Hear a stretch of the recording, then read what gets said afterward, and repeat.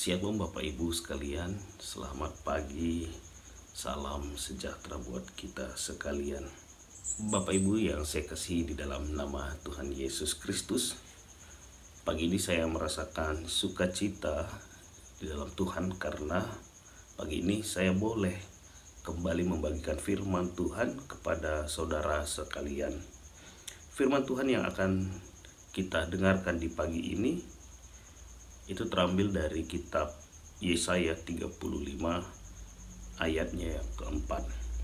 Sebelum saya akan membacakan firman Tuhan, saya mengajak Bapak Ibu sekalian untuk bersama-sama berdoa. Kita berdoa.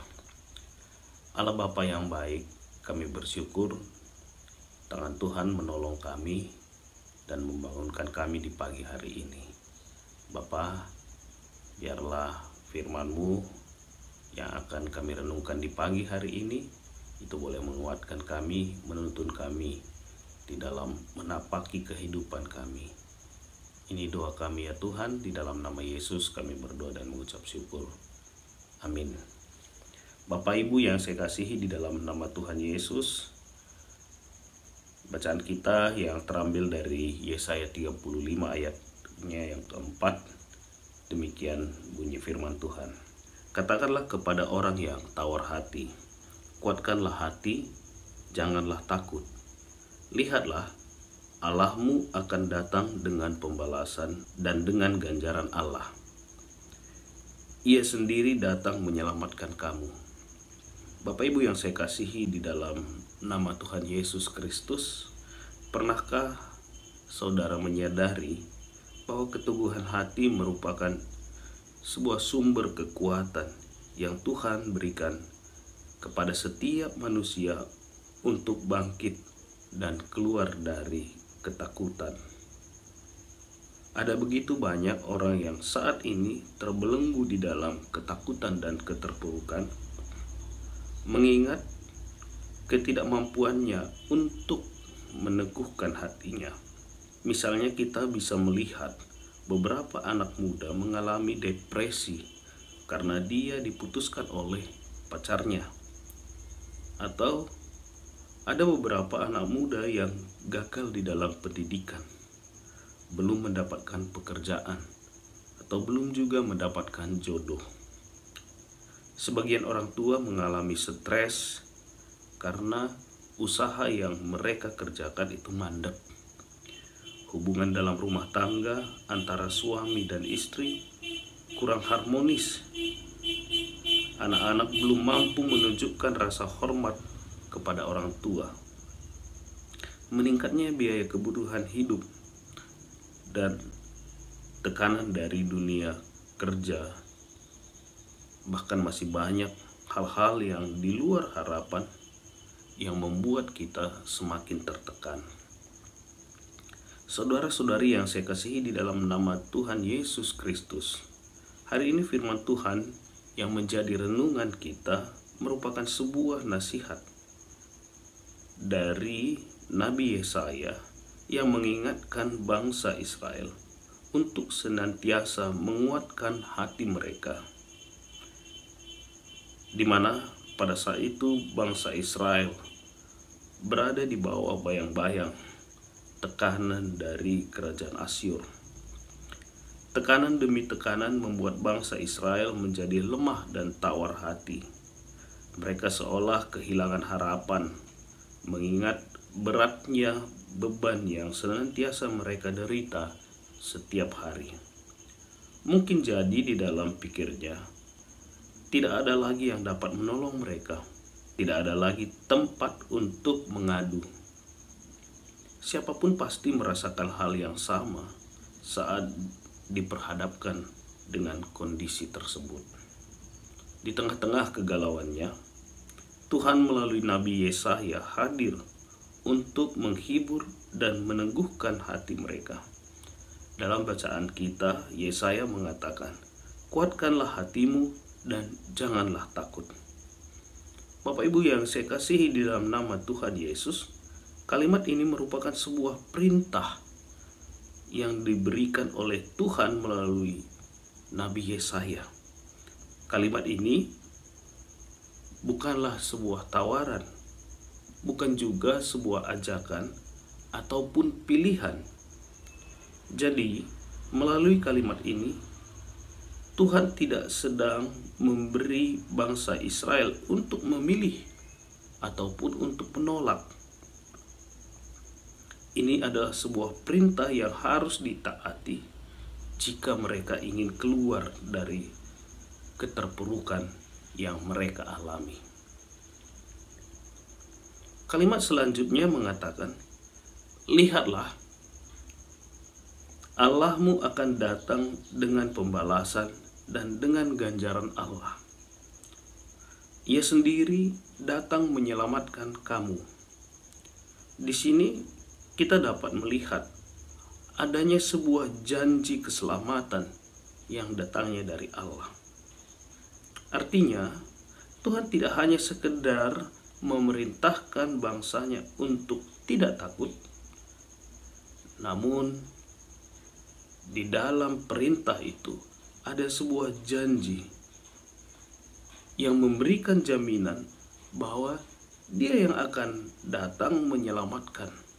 Dia yang akan turun tangan secara langsung untuk memberikan pertolongan bagi bangsa Israel, sehingga mereka dapat keluar dari keterpurukan.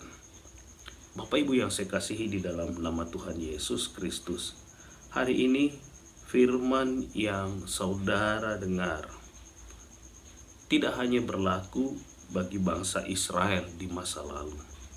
Firman ini juga berlaku kepada saudara-saudari sekalian saat ini. Saya tidak tahu apa yang menjadi kekhawatiran dari Bapak Ibu saat ini.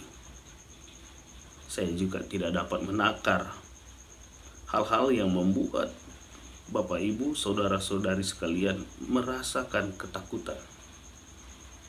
Namun yang pasti, firman Tuhan hari ini mengatakan, Tuhan yang telah menguatkan bangsa Israel di dalam ketakutannya adalah Tuhan yang sama yang akan menguatkan saudara sekalian saat ini. Tuhan yang telah menolong bangsa Israel pada masa lalu adalah Tuhan yang sama yang akan menolong saudara sekalian untuk keluar dari ketakutan-ketakutan saudara. Untuk itu, janganlah takut. Kuatkanlah hati saudara, karena Dia melihat kepedihan hati saudara, Dia melihat jeritan saudara, dan Dia akan menolong saudara seperti Dia menolong bangsa Israel. Katakanlah pada diri saudara, aku tidak akan takut karena Tuhanlah penolongku. Tuhan Yesus memberkati saudara sekalian. Mari kita bersatu di dalam doa. Kita berdoa. Bapa yang baik, kami sangat bersyukur firman-Mu hari ini menguatkan kami. Ada begitu banyak pergumulan-pergumulan kami.